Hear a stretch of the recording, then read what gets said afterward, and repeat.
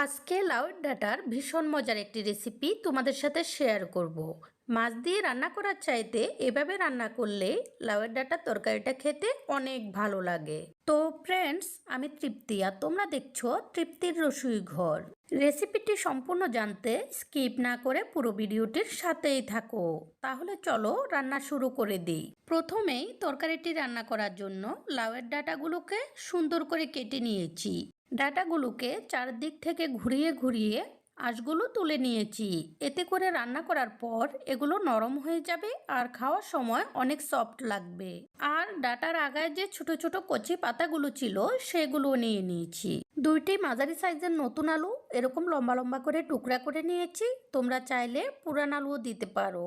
আর 1 cup পরিমাণ মটর ডাল 4 ঘন্টা মতো ভিজিয়ে রেখে এরপর এগুলোকে বেটে নিয়েছি। এখন এই ডাল বাটাটুকু মাখিয়ে রাখবো। এখানে দিয়ে দিব একটু করে লবণ, হলুদের গুঁড়ি এবং মরিচের গুঁড়ি। এখন ডাল বাটাগুলোকে ভালোভাবে মাখিয়ে নিব। এখানে একটি রিকোয়েস্ট রাখি, তোমরা যারা আমার চ্যানেলে নতুন, ঘরোয়া সকল ধরনের রান্নার সহজ এবং সুস্বাদু রেসিপিটি পেতে আমার চ্যানেলটি সাবস্ক্রাইব করে রেখো। আর যারা আগে সাবস্ক্রাইব করে রেখেছো তাদের জন্য অনেক ভালোবাসা। এখন এগুলোকে সাইডে রেখে দিয়ে চুলায় একটি প্যান বসিয়ে দিব আর প্যানে দিয়ে দিব পরিমাণ মতো সয়াবিন তেল। তেলটা ভালোভাবে গরম হলে ডাল বাটাগুলোকে পছন্দ অনুযায়ী শেপে তেলে দিয়ে দিব। তোমরা চাইলে এগুলোকে আর একটু বড় করে দিতে পারো, কিন্তু এরকম ছোট ছোট করে দিলেই তরকারিতে দেখতে এবং খেতে অনেক ভালো লাগে। এখানে একটি টিপস বলি, বড়াগুলো দেওয়ার সময় চুলার আগুন সম্পূর্ণ হাই হিটে রাখতে হবে। এতে করে বড়াগুলো ফুসফুসে হবে আর তরকারিতে দিলে সেদ্ধ হয়ে এগুলো একদম সফট হয়ে যাবে। বড়াগুলো এক পিঠ হয়ে গেলে এগুলোকে উল্টিয়ে দিব। সম্পূর্ণ সময়টায় চুলার আগুন হাই ফ্লেমে রাখতে হবে। বড়া দেওয়া এবং ভাজার সময়টা খুব দ্রুত করতে হবে, না হলে পুড়ে যাওয়ার সম্ভাবনা থাকবে। বড়াগুলো 2 পিঠ ভাজি হয়ে গেলে এগুলোকে একে একে প্যান থেকে নামিয়ে নিব। তোমরা চাইলে ঘরে যদি ডালবড়ি থাকে তাহলে বড়া না দিয়ে ডালবড়িও তেলে ভেজে দিতে পারো, তবে দুইটার স্বাদ কিন্তু 2 রকম হবে। প্যানটা চুলা থেকে নামিয়ে এখানে আরো একটি কড়াই বসিয়ে দিয়েছি। তোমরা চাইলে একই কড়াইয়ে রান্না করতে পারো। এরপর কড়াইয়ে দিয়ে দিব পরিমাণ মতো সরিষার তেল। তোমরা চাইলে এখানে সয়াবিন তেলও দিতে পারো। তেলটা ভালোভাবে গরম হলে এখানে ফোড়নের জন্য দিয়ে দিব 1/2 চা চামচ পরিমাণ কালো জিরা। কালো জিরাগুলো ভাজি হয়ে সুন্দর সুগন্ধ বের হলে এখানে দিয়ে দিব কেটে রাখা আলুগুলো। আর আলুগুলোতে দিয়ে দিব একটু করে লবণ এবং হলুদের গুঁড়ি। এখন এই আলুগুলোকে আগে একটু ভেজে নিব।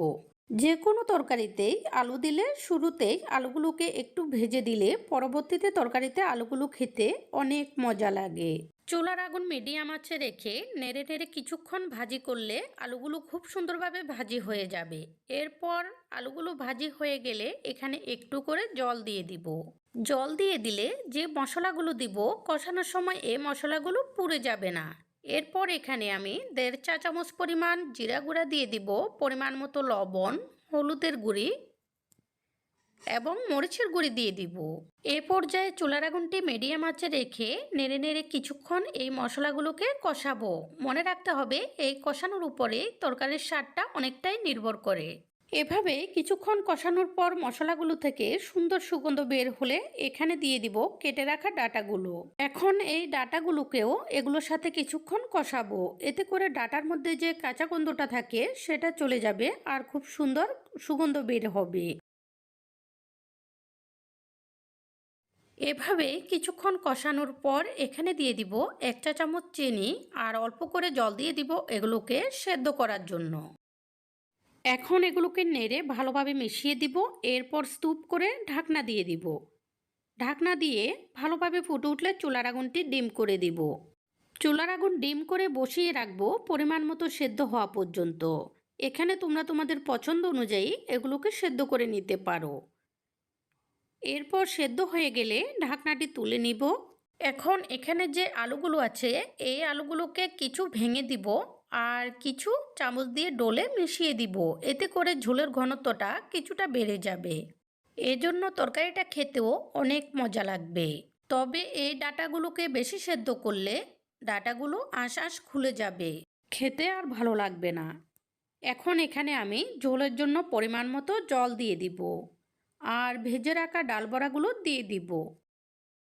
এখন এই ডাল বড়াগুলোকে নেড়ে ভালোভাবে মিশিয়ে দিব আর ঝোলে সমান করে দিয়ে এগুলোকে ঢাকনা দিয়ে দিব। ঢাকনা দেওয়ার পর ভালোভাবে ফুটে উঠলে চুলার আগুনটি ডিম করে এভাবেই 5 মিনিট মতো বসিয়ে রাখবো। এতে করে ডাল বড়াগুলো সেদ্ধ হয়ে ফুলে নরম হয়ে যাবে।